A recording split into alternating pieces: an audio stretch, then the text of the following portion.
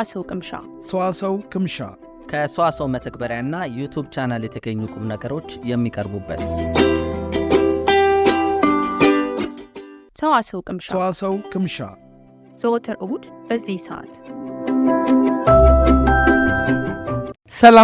ሰላም እንደምናላችሁ የተወደዳችሁ የተከበራችሁ አድማጮቻችን ከልቦ በቀረበው በትርታ 97.6 ከናንተ ጋር እንደለመርነው ለሁለት ሰዓት ያክል ያማረ ቆይታ ልናደርግ እዚህ ጡጡ ስቱዲዮ ተገኝተናል። ፕሮግራማችን ሰዋሰው ቅምሻ ነው። እኔ አሸናፊ ሰለሞን እንዲሁም ደግሞ ሀና ባይነ ያስተናግርናችሁ አብረናችሁ የምንቆይ ይሆናል። እንዴት ነሽ አንዬ? አሹዬ በጣም ደህና ነኝ። አንተ እንዴት ነህ? አድማጮች እንደምን አላችሁ? ሰዋሰው ቅምሻችን ተጀምሯል። ሰዋሰው ቅምሻ ቆንጆ ፕሮግራሞችን እንደተለመደው ይዞ ተመልሷል። ሰዓቱን ጠብቆ መጥቷል። አድማጮቻችንን ያዝናናን፣ መረጃዎችን እያጋራን፣ ቆንጆ ሙዚቃዎችን እየተገባበዝን ለቀጣዮቹ 2 ሰዓታት ቆንጆ ቆይታን የምናደርግም ይሆናል። ሳምንቱ የጾም ነው። ነገሮች እንዳለ ስክን ያሉበት ጊዜ ነው። የጾም ጊዜ ነው። ሰዎች ከአምላካቸው ጋር የሚነጋገሩበት ጊዜ ነው። እኛም ሳምንቱን የዋጁ ፕሮግራሞች እንዲሁም ደግሞ ሀገራዊ ይዘት ያላቸው ፕሮግራሞች እንደሚታወቀው በነገው ዕለት ደግሞ የመላው የአፍሪካ ኩራት የጥቁሮች ድል የሆነው የአድዋ ድል የሚከበርበት ቀን ነውና እሱን እያሰብን የተለያዩ ሙዚቃዎችን ወደ እናንተ እያደረስን አብረናችሁ የምንቆይ ይሆናል። ጾም እንዴት ይዞሻል? ጾም በጣም ቆንጆ ነው። በክርስትናም በእስልምናም እምነት ተከታዮች ዘንድ አጽዋማት ያሉበት ወር ነው። ይሄ ወር ደስ ይላል በጣም። ከምግብ ጋር በተያያዘ በተለይ ብዙ አይነቶች የሚሰሩበት ከዛ ግን ብዙ ጤና የሚጠበቅበት ጊዜ ይመስለኛል። ከሌላው ጊዜ በተለየ አትክልትና ፍራፍሬዎች እጅግ በጣም የሚዘወተሩበት ነውና ከጤና ጋር ብዙዎች እንደውም ጾም ለሰውነት ተመራጭ እንደሆነ ያነሳሉ። በደንብ ያነሳሉ። ብዙ ጊዜ ካየ ኮንዶም ኢትዮጵያ ውስጥ በተለይ በክርስትና በኦርቶዶክስ እምነት ተከታዮች ዘንድ አብዛኛው የአመቱ ወራቶች በጾም ነው የሚያልፉትና እንዳልከው ጤናማ ምግቦች የሚዘወተሩበት የኢትዮጵያ ምግቦች ደግሞ የባህላዊ ምግቦቻችንም ጭምር በጣም ጤናማ ይዘት ያላቸው ብዙ አይነት ባህላዊ ምግቦች አሉን አይደለ? የውጭ ሀገራት ሰዎች ራሱ ብዙ ጊዜ ይሄንን አስተያየት ሲሰጡ መለከታለሁና የኢትዮጵያን ምግብ ኢትዮጵያን ኩይዚን ብለው ያዩትና በጣም ጤናማ ምግብ ቬጂቴሪያኖች ለእናንተ የሚሆን ምግብ እዚህ ነው ያለው ይላሉ ብዙ ጊዜና እንዳነሳኸው አሹዬ ጤናማ ምግብ በደንብ የሚዘወተርበት ረጋ ያለበት ወር ነው እያለፈ የሚገኘው። ልክ ነው። እንደተለመደው በሰዋሰው ቅምሻችን ከሳምንቱ የተሰሙ አዳዲስ ጉዳዮችን ወደ አድማጮቻችን እናደርሳለን። እንዲሁም ደግሞ በሰዋሰው ፖድካስት ኔትወርክ የተዘጋጁ ፕሮግራሞችን ጭምር ለአድማጮቻችን የምናደርስበት ፕሮግራም አለ። ሳምንቱን በታሪክ ድንቅ ጣዕም ያላቸውና ተወዳጅ ሙዚቃዎችንም ወደ እናንተ እያደረስን ከእናንተ ጋር የምንቆይ ይሆናል። እያደመጣችሁን ስላላችሁ አድማጮቻችን እጅግ አድርገን እናመሰግናችኋለን። ሀሳብ አስተያየቶቻችሁን ደግሞ ሁልጊዜም የሰዋሰው ቅምሻ ፕሮግራማችን ጋር በሰዋሰው ፖድካስት ኔትወርክ ላይ አብሮ ይቀርባልና ሀሳብ አስተያየቶቻችሁን እንዲህ ቢደረግ እንዲህ ቢጨመር የምትሉትን ጭምር እዛ ላይ ልታሰፍሩልን ትችላላችሁ። አሁን ግን የሳምንቱም ምን አዳዲስ ነገሮች ነበሩ የሚለውን ጋር ከመሸጋገራችን በፊት ቆንጆ ሙዚቃ ለአድማጮቻችን ጣል አድርገናቸው እንመጣለን። ከሙዚቃ በኋላ ቆንጆ የሳምንቱን ዜናዎች ለአድማጮች እናጋራለን። እየተከታተላችሁ የምትገኙት ሰዋሰው ቅምሻ ፕሮግራማችንን ነው። ሰዋሰው ቅምሻ በሰዋሰው መልቲሚዲያ እየተዘጋጀ በትርታ ኤፍኤም 97.6 ላይ የሚቀርብላችሁ ሳምንታዊ ፕሮግራም ነው። ከሰዋሰው ፖድካስቶች ኔትወርክ የተገኙ ቆንጆ ፕሮግራሞችም በዚህ መሰናዶ ላይ ይቀርባሉ። ሰዋሰው ፖድካስቶች ኔትወርክ ዩቲዩብ ቻናልን እንዲሁም የሰዋሰው መልቲሚዲያ አፕሊኬሽንን በማውረድ ሰብስክራይብ በማድረግ ቆንጆ ፕሮግራሞች እንዲሁም ጣዕም ያላቸው ከዓለም ዙሪያ ከሀገር ውስጥም የተገኙ ሙዚቃዎችን ማድመጥ ትችላላችሁ። አድማጮች አብራችሁን ስላላችሁ እጅግ አድርገን እናመሰግናለን። ወደ ሙዚቃው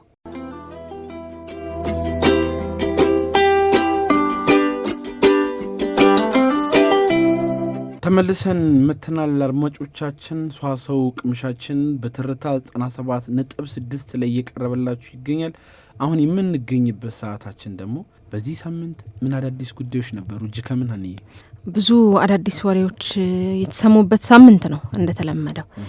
አስደሳችም አሳዛኝም የሆኑ ዜናዎችን የሰማንበትም ሳምንት ጭምር ነው ይሄ ሳምንት። ከአሳዛኙ ዜና ለመጀመሪያ ያክል አሹዬ በዚህ ሳምንት አንድ ያጣነው የጥበብ ሰው አለ። ተመስገን ባዲሶ ህይወቱ አልፏል። በጨዋታ አዋቂነቱ፣ በጥበብ ስራው፣ በክህሎቱ፣ በደግነቱ የብዙዎችን ቀልብ መግዛት ችሎ የነበረው ተመስገን ባዲሶ አርፏል። ይህ የኪነ ጥበብ ሰው ከህመም ጋር ሲታገል ቆይቶ ነው አውቶቡስ ተራ አካባቢ በሚገኘው መኖሪያ ቤቱ ከዚህ ዓለም በሞት የተለየው ማለት ነው። ተመስገን በተለየ በጨዋታ አዋቂነቱ ይሄ ስቶሪ ቴሊንግ የሚባለው ጨዋታ በጣም አዋቂ የሆነ ሰው ነው። በዚህ የሚታወቅ በኪነ ጥበብ ስራዎቹ አሻራውን ያሳረፈ በህመም ወቅት እንኳን ሆኖ ህመም ላይ ሆኖ ሳይበገር በቆራጥነት የቆየ ጠንካራ ሰው ጭምር ነበረ። ያው የጥበብ ሰው አይሞትም ይባላል። በሰራቸው በስራዎቹ በሰዎች ልብ ለረጅም ጊዜ የሚኖርም ሰው ነው። ብዙ ትዝታዎችን በሰዎች ልብ ውስጥ ማኖር የቻለ ሰው ነው። በዚህ አጋጣሚ እኛም ለቤተሰቦቹ፣ ለአድናቂዎቹ፣ ለመላው ተከታዮቹ በሙሉ መጽናናትን እንመኛለን። ልክ ነው አንቺ።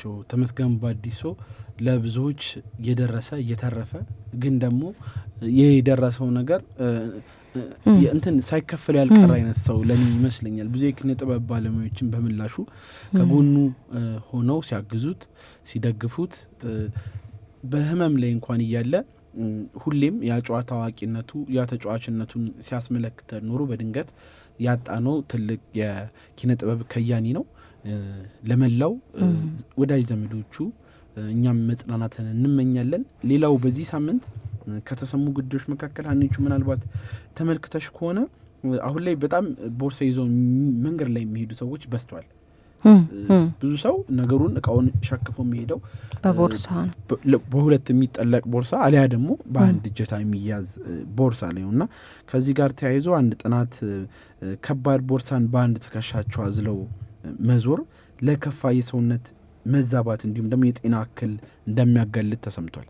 አረባክ ተመልክተሽ ከሆነ ተማሪዎች በጣም ብዙ መጽሐፍ ይዘው ምናምን ጎብጠው ይሄዳሉ አንዳንድ ጊዜ። ከዛ ቦርሳውን ማውልቀውት ምናልባት እድሜያቸውም እየጨመረ አድገው ቀና ማለት ያቀታቸዋል። እና እውነት እንደሆነ ለኔ እንደው ባያጠኑት እንኳን ይታየኛል።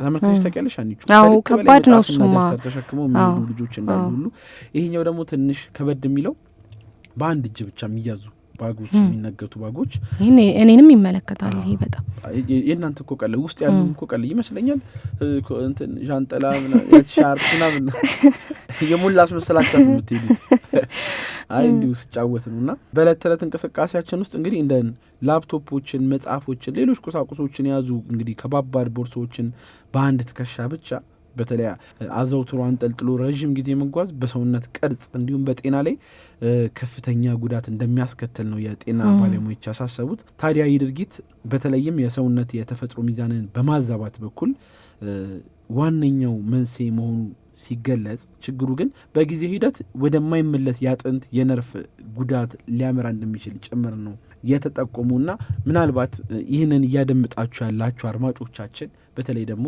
ልክ እንደዚህ አይነት በአንድ እጀታ ብቻ የሚደረጉ ቦርሶችን የምትይዙ ምናልባት ከበድ ያለውን ለረጅም ጊዜ ባይዙት ለረጅም ሰዓት ምናምን ወይ በእጅም ካልሆነም ደግሞ እያፈራረቁ አንዴ በዚህኛው ኋላ ላይ ደግሞ በእጃቸው እያንጠለጠሉ ቢይዙት ጤናቸውን ከመጠበቅ አኳያ ትልቅ አስተዋጽኦ ይኖራቸዋል የሚል መልእክታችንንም በዚሁ ጣለ ለማድረግ ነው። ከባድ ነው በጣም ከበድ ያለ ቦርሳ መሸከም እኮ ከዚህም በፊት ይባላል በጀርባቸው የሚይዙት በተለይ እንዳልከው አሹዬ መጀመሪያ ላይ ይጎብጣሉ። ከባድ ቦርሳን በጀርባቸው አንግተው የሚሄዱ ሰዎች በጊዜ ሂደት በተለይ የመጉበጥ ወገብ፣ ጀርባ ህመም ሲያጋጥማቸው እንመለከታለን። አሁን ደግሞ በአንድ የሚያዝም ቦርሳ እንደዛው ነው እያልከን ነው። እንግዲህ አድማጮች ከዚህ የሚወስዱት ብዙ ነገር ይኖራል ብለን እናስባለን። ጥንቃቄም ማድረግ እንዳለብን በዚሁ እንማራለን። ወደ ቀጣዩ ዜና ስናልፍ ደግሞ አሹዬ ወደ ፌስቡክ ይወስደናል። ከሞት በኋላ የሚቀጥል የፌስቡክ ተሳትፎ ይላል።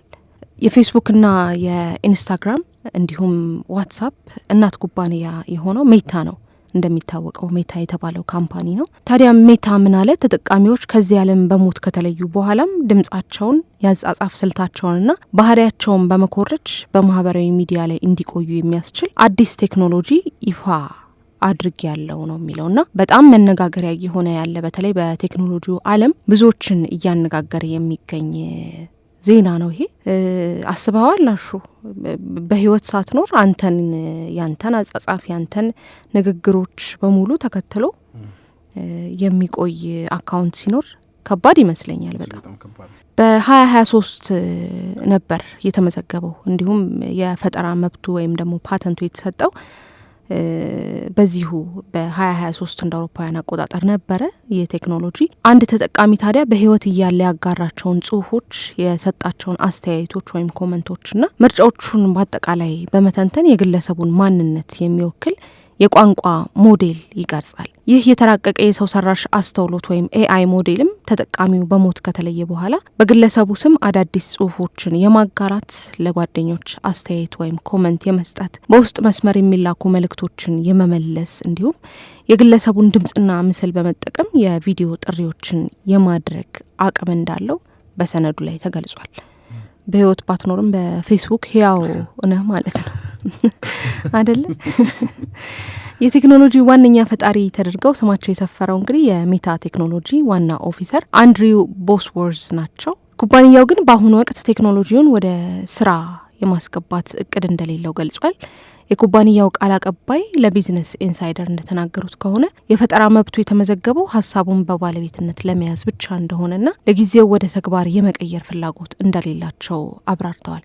ብዙ ስብስብ ነገሮች እንደሚኖሩት ተስፋ አደርጋለሁ ይሄ ቴክኖሎጂ ወደ ስራ ከገባና ተግባራዊ ከሆነም። ምክንያቱም ብዙዎች በህይወት ካለፉ በኋላ በተለይ ዘመድ ወዳጆቻቸው፣ ጓደኞቻቸው እነሱ ሳይሆኑ ሌላ እነሱን የሚመስል የኤአይ ሞዴል እንዲመልስላቸው፣ ኮመንት እንዲያደርግላቸው፣ እንዲያወራቸው ይፈልጋሉ ብዬ አላስብም። በጣም ከባድ ነው እና ወደ ስራ ሲገባ በጣም ብዙ ስብስብ ነገሮች እንደሚኖሩት አስባለሁ። ይህ ቴክኖሎጂ የዲጂታል መቃብር ተብሎ ተጠርቷል። ከፍተኛ የስነ ምግባር ክርክርም የቀሰቀሰ ነው። ብዙዎች አሰራሩ የሟች ቤተሰቦች የሀዘን ጊዜያቸውን በአግባቡ እንዳያሳልፉ እንቅፋት ይሆናል በሚል እየተቹትም ይገኛሉ። ወደ ስራ ይገባል አይገባም የሚለው ገና አይታወቅም፣ ይፋ አልወጣም። በሀሳብ ደረጃ ቴክኖሎጂ ተሰርቶ ተቀምጦ የፈጠራ መብት ባለቤትነትም የተሰጠው ነገር ነው። ግን እጅግ በጣም ከባድ ነው በጣም ቢተገበር ብዙዎችን ለማጭበርበር ለወንጀል ራሱ የሚጠቀሙበት ሁኔታ ሊኖር ይችላል።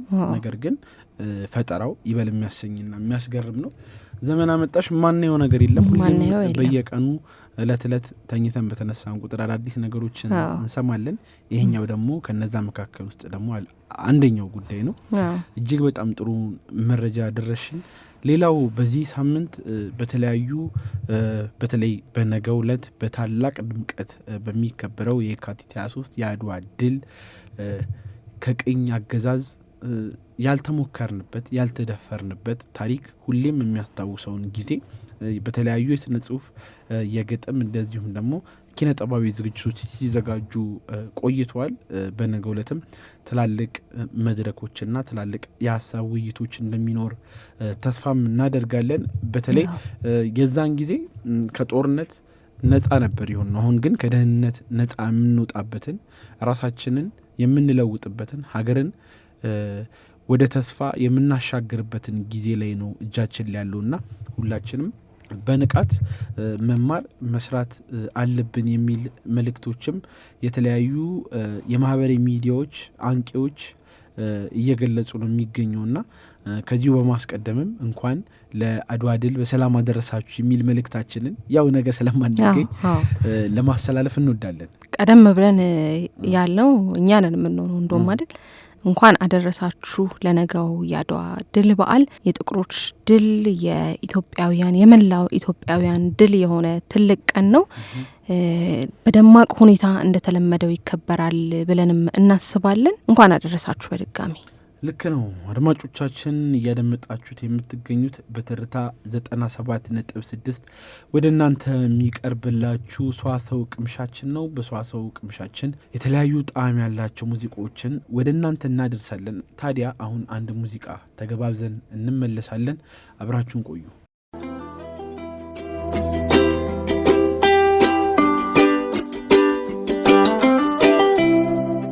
ተመልሰን መተናል አድማጮቻችን። ሰዋሰው ቅምሻችን ከእናንተ ጋር ለሁለት ሰዓት እምር ድምቅ ያለ የተለያዩ መዝናኛ ፕሮግራሞችን እያገኛችሁ ከኛ ጋር ትቆያላችሁ። አሁን ደግሞ በሰዋሰው ፖድካስት ኔትወርክ ምን ሰራን አኒ ትነግረናለች። ሰዋሰው ፖድካስቶች ኔትወርክ ብዙ ፕሮግራሞች የሚሰሩበት እየተዘጋጁ የሚቀርቡበት ዩቲዩብ ቻናላችን ነው። በዚህ ዩቲዩብ ቻናል ቢገቡ ብዙ ቆንጆ ፕሮግራሞችን ማግኘት ይችላሉ አድማጮች። ከተለያዩ ጉዳዮች የተውጣጡ ፕሮግራሞችንም ነው በዚህ ቻናላችን የምናስተላልፈው። ከቴክኖሎጂ፣ ከፊልሙ ዘርፍ፣ ከስፖርት፣ ከታሪክ ከመሳሰሉት የወጣጡ ብዙ ፕሮግራሞች ይተላለፋሉ አድማጮች።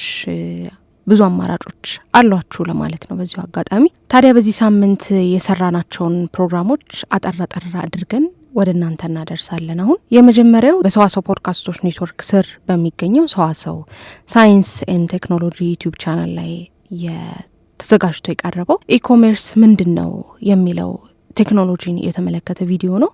ኢኮሜርስ የሚለውን ቃል እንግዲህ አድማጮች በተደጋጋሚ እንሰማዋለን። በብዙ አጋጣሚዎች የምንሰማው ነገር ነው፣ በተለይ ከኦንላይን ንግድ ጋር በተያያዘ ማለት ነው። ይህ ኢኮሜርስ ታዲያ ምንድን ነው ጥቅሙ፣ ምን አገልግሎት ላይ ይውላል የሚሉትን ሰፋ አድርገን የዳሰስንበት ፕሮግራማችን በዩቲዩብ ቻናላችን ላይ ይገኛል። ሰዋሰው ሳይንስን ቴክኖሎጂ ብላችሁ በመግባት ቪዲዮውን መመልከት ትችላላችሁ። ሌሎችም የቴክኖሎጂ ቪዲዮዎች በዚሁ ዩቲዩብ ቻናል ላይ ይገኛሉ። አድማጮች ሰብስክራይብ እንድታደርጉ እንጋብዛለን። ሌላው ደግሞ በሰዋሰው ፖድካስቶች ኔትወርክ የቀረበው ቪዲዮ ሙሐመድ አሊን ይመለከታል። ሙሐመድ አሊ ዓለምን ያስደነገጠበት የቦክስ ፍልሚያ አለ። በታሪክ ተመዝግቦ የሚገኝ እጅግ አስገራሚ በቦክስ ስፖርት በአጠቃላይ ታሪክ ተመዝግቦ የሚገኝ እጅግ አስገራሚ ታሪክ ነው። ታዲያ ሙሐመድ አሊ በዚህ የቦክስ ግጥሚያ ላይ ምን አደረገ? አስገራሚና አስደናቂ ተደርጎ የተመዘገበው ነገርስ ምንድን ነው የሚለውም በዝርዝር አሹ የገለጸበት ቪዲዮ ይገኛል። እዚህ ቪዲዮ ላይም ብትገቡ ብዙ የሚያዝናኗችሁ የሚያስገርሟችሁን ነገሮች ታገኛላችሁ አድማጮች። ሌላው ቪዲዮ ደግሞ በሰዋሰው ፖድካስቶች ኔትወርክ እንደዚሁ ተዘጋጅቶ የቀረበ ፊልምን የሚመለከት በተለይ ደግሞ የፊልም ማጀቢያ ሙዚቃዎች ላይ ያተኮረ ቪዲዮ ነው። ዘመነ አይሽሬዎቹ የፊልም ማጀቢያ ሙዚቃዎች በሚል ርዕስ ተዘጋጅቷል። ታዲያ 5 የተመረጡ የፊልም ማጀቢያ ሙዚቃዎች በዘመናችን በፊልም ታሪክ የሚታወሱ ተመዝግበው የሚገኙ እጅግ የሚወደዱ በዓለም ዙሪያ የሚታወቁ የፊልም ማጀቢያ ሙዚቃዎችን ዳሰናል በዚህ ቪዲዮአችን። ናትናኤል መትኬ ቪዲዮን አዘጋጅቶ አቀርቦታል። ይህንንም ብትመለከቱ እንደምትዝናኑ ብዙ ነገሮችንም እንደምታገኙበት ተስፋ እናደርጋለን። የመጨረሻው ቪዲዮ ደግሞ ነገ በደማቅ ሁኔታ የሚከበረውን የአድዋ ድልን ይመለከታል። የአድዋ ድልን ታሪክ ሰፋ አድርገን የዳሰስንበትን ቪዲዮአችንን እንዲሁ በሰዋሰው ፖድካስቶች ኔትወርክ ላይ ብትገቡ ማግኘት ትችላላችሁ አድማጮች። ሰብስክራይብ አድርጋችሁ ቻናላችንን ብትጎበኙ ከብዙ ጉዳዮች የተውጣጡ ቪዲዮዎችን ማግኘትና መመልከት ትችላላችሁ አድማጮች። አሁን የምናልፈው ወደ ሙዚቃ ግብዣ ይሆናል ማለት ነው። ሙዚቃ ተከታትለን ስንመለስ ደግሞ ሳምንቱን በታሪክ የሚቀጥል ይሆናል። እያደመጣችሁ የምትገኙት ሰዋሰው ቅምሻን ነው። አብራችሁ እንድትቆዩ እንጋብዛለን።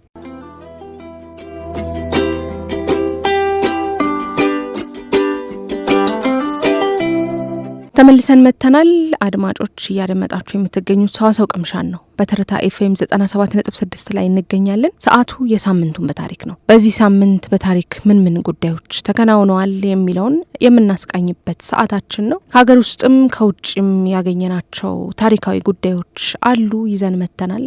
አሹዬ በምን እንጀምር? ዛሬ የካቲት 22 ላይ ነው የምንገኘው። ድላችንን ያጣጣምንበት ቀን ዋዜማ ማለት ነው። ብዙ ጊዜ ስለ የካቲት 23 ሲነገር ጦርነት እንዳሸነፍን ነው እንጂ እንዴት እንዳሸነፍን አመጣጡ እንዴት እንደነበረ ምን አይነት ተጋድሎ እንደነበር አንዳንዶች ሞታቸውን በኪሳቸው ይዘው ጣሊያኖች በር ድረስ ሄደው አንኳኩተው ያታለሉበት ታሪክ ከዛ በኋላ ደግሞ ጣሊያኖች ተሸውደው ደና አድርገን የሚገባቸውን እንዲያገኙ ያደረግንበት አፍሪካውያን ኢትዮጵያውያን መላው ጥቁር የተከበረበት ጊዜ እንዴት እንደመጣ የሚያስታውሱ የዋዜማ ቀናት አሉ። ከነሱ ጋር የተገናኙ ታሪኮችን የሚያነሳ ቪዲዮ በሰዋሰው ፖድካስት ኔትወርክ አዘጋጅተናል። ከዚህም በኋላ ደግሞ አሁን ይህንን ታሪክ ልክ ካነሳ ነው በኋላ የምንጋብዘውና ለአድማጮቻችን የምናስደምጥ ነው የሚሆን። እንግዲህ የካቲት 23 1988 ዓ.ም በአጼ ሚኒሊክ በተመራው የኢትዮጵያ ሰራዊት ባህር አቋርጦ ከአውሮፓ ከመጣው የዚያን የጣሊያን ሰራዊት ጋር የተካሄደው የአድዋ ጦርነት በታሪክ ውስጥ ሁሌም ከሚጠቀሱ ጉልህ ክስተቶች መካከል አንዱ እንደሆነ መቼም ማንም የሚዘነጋው ጉዳይ አይደለም። ውጤቱም ቢሆን የአድዋ ጦርነት ድል ለጣሊያኖች ሽንፈትን ያስከተለ፣ ለእኛ ለኢትዮጵያውያን ደግሞ ሉዓላዊነትን ከማጽናት ባሻገርም ደግሞ ከአድማስ ተሻግሮ አህጉራትን አቋርጦ የተሰማ እጅግ በጣም የምንኮራበት ትልቅ ጉልህ ተጽዕኖን በዓለም ዙሪያ የፈጠረልን ክስተት እንደሆነ መቼም ማንም የሚዘነጋው ጉዳይ አይደለም። በተለይ በዚህ በዘመናዊ ዓለም የጸረ ቅኝ ግዛት ትግል ውስጥ የኢትዮጵያ ስም ተደጋግሞ ከሚነሳባቸው ክስተቶች መካከል አንዱ ለመሆን መብቃታችን እጅግ በጣም በጥቁሮች ዘንድ የአድዋ ድል ለነጻነት በሚደረግ ትግል ውስጥ መነቃቃትንና ተስፋን የሰጠ ክስተት እንደሆነ ሁሌም ማንም የትም ሀገር ቢሄድ በኩራት የሚናገረው ነገር እንደሆነ ሁላችንም የምናውቀው ጉዳይ ነው። ታዲያ ይህንን የአድዋ ድል ተከትሎ እጅግ ብዙ የታዩ ክስተቶች አሉ። የተለያዩ የታሪክ አጥኚዎችም የኢትዮጵያን ድል ያስከተለውን ውጤት በሚል ብዙ ነጥቦችን አስፍረው ያውቃሉ። አፍሪካን ተቀራምቷት በነበሩ ቅኝ ገዢዎች ላይ ስጋትን የፈጠሩ ጀግኖች እንደሆነንም አስመስክረናል። ነጮች በጥቁሮች ላይ የነበራቸውን ሀያልነት ትርክትንም ከመሰረቱ የቀየረ ትልቅ ታሪክንም ያስመዘገብንበት ነው።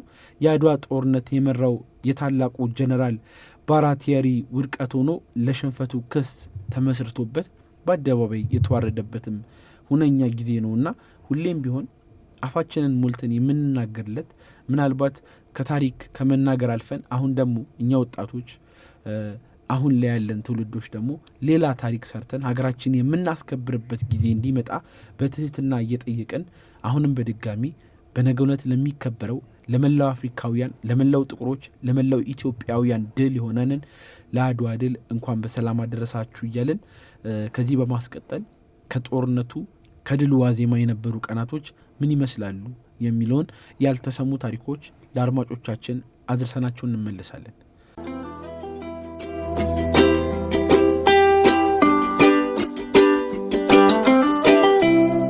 ጥቁር ሕዝብ በነጮች ላይ ፍጹም የበላይነትን የተቀዳጀበት የዓለምን ታሪክ መዝገብ የገለበጠ ያ ታላቅ ቀን ነጭ በጥቁሮች ላይ ፍጹም የበላይነትና አስተዳዳሪነት መብት እንዳለው ተደርጎ ይታሰብ የነበረውን ስህተት ኢትዮጵያ በደሟ ታረመው ዘንድ ግድ ሆነ። የአውሮፓውያን የቅኝ አገዛዝ ስርዓት በዚያች ታላቅ የጥቁሮች አገር ላይ ሊሞከር ሲል ውጤቱ መሳለቂያ መሆንና አንገት ደፍቶ መመለስ ሆነ። ይህ ለብዙ አፍሪካውያን የነጻነት ጮራ የሆነ ታሪክ የሁላችንም ኩራት ሲሆን በዛሬው ዝግጅታችን ደግሞ የዚያን የድል የዋዜማ ቀናት መለስ ብለን እንመለከታለን። ለቻናላችን አዲስና እንግዳ ከሆናችሁ ሰብስክራይብ በማድረግ ቤተሰባችን እንድትሆኑ እንጠይቃለን። የትግራይ ተራሮች በከባድ ውጥረት ተሞልተው በሚያስፈራ ዝምታም ተውጠዋል። ንፋሱ በአድዋ ሸለቆች በሰሎዳና በማርያም ሸዊቶ ተራሮች መሃል ሲያልፉ የዘመናትን ነጭ በጥቁር ላይ ገዥ የሆነበት አምባገነናዊ ስርዓትና ኢትዮጵያ ላይ ለመሞከር የተቃጣው የዚህ አይነት ሙከራ ሊሰረዝ ሊፈነዳ የተቃረበን ታላቅ ታሪክ ማዕበል እያረገዘ ይመስል ድምፁ በልሆሳስ ያስገመግማል። ጊዜው ደግሞ የካቲት 1888 አጋማሽ ላይ በዓለም ታሪክ ውስጥ የጥቁር ሕዝቦችን ማህደር ለዘላለም የሚቀይረው ምድርን የሚያንቀጠቅጠው ያ ታላቅ ክስተት ከመፈንዳቱ ከጥቂት ቀናት ቀደም ብሎ በአድዋ ጦርነት ዋዜማ ላይ ልዩ የሆነ ስነ ልቦናዊ ፖለቲካዊና ወታደራዊ ውጥረት በሁለቱም የጦር ሰፈሮች ላይ አርብቧል።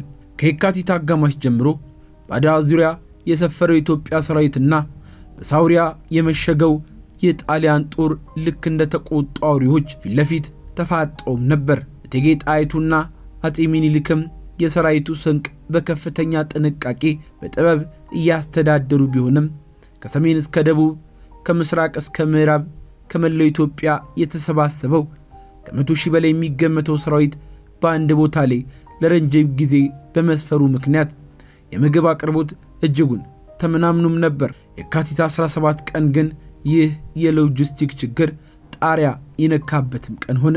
በኢትዮጵያ ሰራዊት ካምፕ ውስጥ ትልቁ ስጋት ከባዱ ጠላታቸው ዘመናዊ መሳሪያ የታጠቀው ጣሊያን ሳይሆን ራስን ማላወስ አላስችል ያለው ረሃብ ሆነ። አጼ ሚኒሊክ ግን ሊፈነዳ የተቃረበው ይህንን ፈተና በታላቅ የጦር ጥበብ አርቆ አሳቢነት ወደ ድል መሳሪያነት ቀየሩት። ንጉሠ ነገሥቱ ጣሊያኖች ከመሸጉበት ጠንካራ ምሽግ ወጥተው በግላጭ ቦታ ላይ እንዲያጠቁ ይፈልጉም ነበር።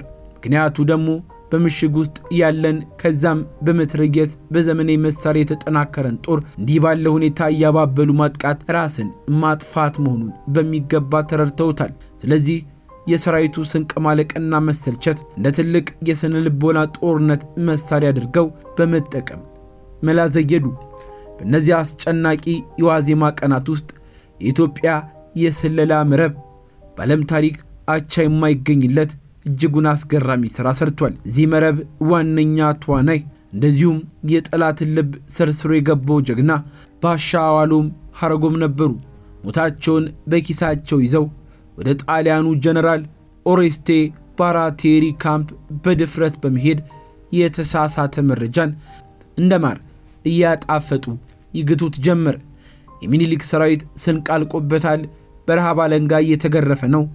ሰራዊቱ ተስፋ ቆርጦ ብዙዎቹም የያዙትን መሳሪያ እየጣሉ ወደ የመጡበት እየተበታተኑ ነው። አጼ ሚኒሊክም በሽንፈት ስሜት ወደ ሸዋ ለመመለስ ድንኳናቸውን እያነሱ ነው የሚለው የባሻ አዋሎም ጣፋጭ መርዝ በባራቴሪ ጆሮ ውስጥ ሲንቆረቆር የጣሊያን ጦር አዛዦች የድል ሽታ ገና ሳይዋጉ አስፈነደቃቸው። በብሪትም ተሞሉ፣ ተታለሉም ጭምር። በተለይ የካቲት 17ና ከዚያ በኋላ ባሉት ቀናት ውስጥ ባሻ አዋሎም እጅግ ረቂቅ የሆነ ወጥመድ አዘጋጁ። ጣሊያኖች እሁድ ዕለት የካቲት 23 ቀን ቢያጠቁ የተሻለ እንደሆነ፣ ምክንያቱ ደግሞ የኢትዮጵያ ሰራዊት በዓል ለማክበር ለመጸለይ መሳሪያውን አስቀምጦ ወደ ቤተ ክርስቲያን ስለሚሄድ ድንገተኛ ጥቃት ለመሰንዘር እጅግ አመቺ ነው ሲሉ አሳምኗቸው። በአንጻሩ በጣሊያን ካምፕ ውስጥ የነበረው ሁኔታ ከውጭ ሲታይ ያማረ ከውስጥ ግን ጊዜን የሚጠብቅ ቦምብ ነበርና ጀነራል ባራቴሪም ቢሆን ከባድ የስንቅ እጥረት ገጥሞት ነበርና ከሮም በተለይም ከጠቅላይ ሚኒስተር ፍራንቼስኮ ክሪስ የሚመጣው ጫና እረፍት ነሳው። የጣሊያን ክብርን አስጠብቅ በማለት ባራቴሪ አፋጣኝ እርምጃ እንዲወስድ በቴሌግራም አስጨነቀው። የካቲት 21 ቀን ምሽት ባራቴሪ ጀነራሎቹን ዳቦር ሚዳን፣ አልቤርቶኒ አሪሞንዲና ኤሌናን ሰብስቦ ወሳኝና የታሪክ አቅጣጫን የቀየረ ስብሰባን አደረገ። ማፈግፈግ ወይንስ ማጥቃት የሚል ጥያቄም ተጀመረ። ጀነራሎቹ በሙሉ የኢትዮጵያን ጦር አቅምና ቆራጥነት አቅልለው በመገመት እንዲሁም በባሻ አዋሎም የስለላ መረጃ ሙሉ በሙሉ በመታለል ወደፊት መገስገስና ማጥቃት እንዳለባቸው በአንድ ድምፅ ወሰኑ። የትዕቢትና የንቀት ዳመና የጣሊያንን ጦር አዛዦች አይናቸውን ጋርዶት ወደ ጥፋት ገደል እየነዳቸው ነበር። የካቲት 22 ቀን ሌሊት ጨረቃ ፊቷን ነስታ በተራሮቹ ጀርባ ተደብቃለች። የጣሊያን ጦር በአውሮፓዊ የጦር ሥርዓት በሶስት አቅጣጫ ተከፍሎ በድቅድቅ ጨለማ ውስጥ ሞቱን ፍለጋ ጉዞ ጀመረ። ግባቸው ማለዳ ላይ የኢትዮጵያን ጦር በድንገት አጥቅጦ መደምሰስ ነበር። ነገር ግን የአድዋ መልክዓ ምድር ተራራው፣ ሸለቆና ቋጥኙ ራሱ ለኢትዮጵያ ነፃነት ዘብ የቆመ ከተራበው የኢትዮጵያ ሰራዊት ጋር ያበረ ይመስል ነበር። ጣሊያኖቹ ሲመኩበት የነበረው ካርታ እጅጉን የተሳሳተ ከመሬት ላይ ካለው እውነታ ጋር ፍጹም የተጣላም ሆነ። ጣሊያኖች በያዙት ካርታ ላይ ኪዳነ ምሕረት ተብለው የተሳሉ 2 ቦታዎች ነበሩ። አልቤርቶኒ መድረስ ከነበረበት ቦታ አልፎ ወደ ኢትዮጵያ ጦር ሰፈር ወደ እውነተኛዋ ኪዳነ ምሕረት እጅጉን በተሳሳተ መንገድ ቀረበ። በዚህ ስህተት ምክንያትም የአልቤርቶኒ ጦር ከሌሎች 2 የጣሊያን የጦር ክፍሎች ጋር የነበረው ግንኙነት ተቋረጠ። ይህም ለኢትዮጵያ ጦር ምቹን ሁኔታ ፈጠረ። በአንጻሩ በኢትዮጵያ ካምፕ የካቲት 23 ቀን ጎሲቀድ አጼ ሚኒሊክና እቴጌ ጣይቱ በቅዱስ ጊዮርጊስ ቤተክርስቲያን በከፍተኛ መንፈሳዊ ጸሎት ላይ ነበሩ። የጣሊያን ጦር ከምሽጉ ወጥቶ መምጣቱን የሚያበስረው የስለላ መረጃ እንደደረሳቸው ወታደራዊ ትዕዛዛቸውን አስተላለፉ። የክተት ነጋሪቱም ምድሪቱን አንቀጠቀጣት። ገበየው ቢሞት ተተካ ባልቻ መድፍ አገላባጭ ብቻ ለብቻ የተባለለት በረሃብ የደከመው የኢትዮጵያ ጀግና ሁሉ ነፃነቱን ክብሩን ተነክቶበታልና ልክ እንደ ተቆጣ አይንም መንጋ እምቢላ አገሬ እያለ ከየድንኳኑ እየተመመ መጣ። ራስ አሉላ፣ ራስ መኮንን፣ ራስ ሚካኤል ፊት አውራሪ ገበየውን ጨምሮ መላው ጀግና ጦራቸውን መዘዙ። ከየካቲት 17 ጀምሮ የነበረው አስጨናቂ የትዕግስት የረሃብ ጥብ የጠበቃ ጊዜ አብቅቷል። የኢትዮጵያ ሰራዊት በጀግንነት በአስገራሚ ጦር ስልትና በማይበገረው የአንድነት መንፈስ ጠላትንም ገጠመው። ታሪክ ለዘላለም እንደሚመሰክረው ያ ባድዋ ዋዜማ በሚኒሊክ በጣይቱና በአዋሏም የተጠነሰሰው ጥበባዊ ስልት የካቲት 23 ቀን ደማቅ የነጻነት ፀሐይ ሆኖ ወጣ። አድዋ የኢትዮጵያ ብቻ ሳይሆን የመላው የጥቁሮች ሕዝብ የኩራት ማማ የነጻነት ተምሳሌት ሆኖ በዓለም ታሪክ መዝገብ ላይ በደማቁም ሰፈረ። ይለት ዛሬ ከኢትዮጵያ አልፎ የጥቁሮች ኩራት ሆኖ በኩራት ሲታወስ ይኖራል። ይህንን የጦርነት ዋዜማ ሰሞን እንዲያርገን ወደ እናንተ ማድረስ ነው። የአባቶቻችን አድዋ ይህንን ይመስላል። የኛስ አድዋ ምንኛ መልክ አለው? በአስተያየት መስጫው ላይ እንድትወያዩበት ጠየቅን። በድጋሚ ለቻናላችን አዲስ እንግዳ ከሆናችሁ ሰብስክራይብ በማድረግ ቤተሰባችን ሁኑ።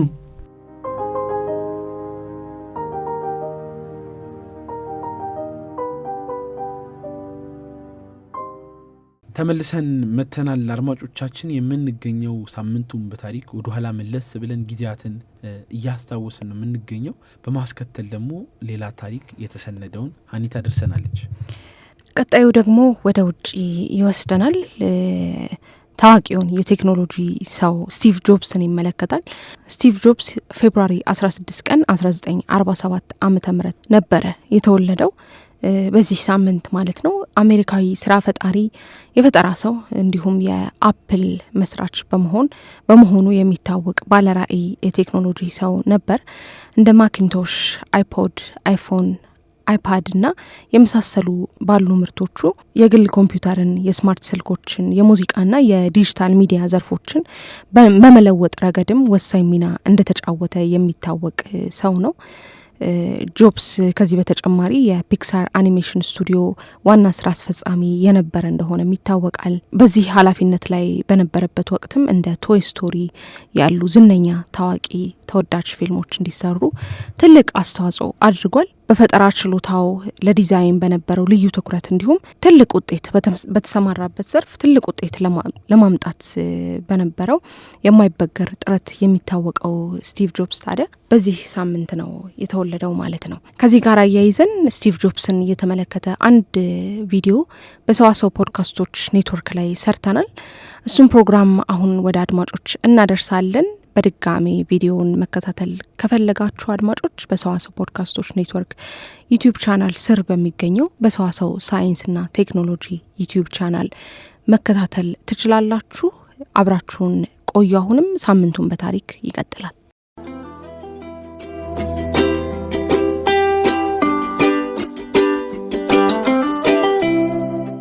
ስቲቭ ጆብስ በዘመናዊ ታሪክ ውስጥ ከነበሩት እጅግ በጣም ተጽዕኖ ፈጣሪ ሰዎች አንዱ ነበር።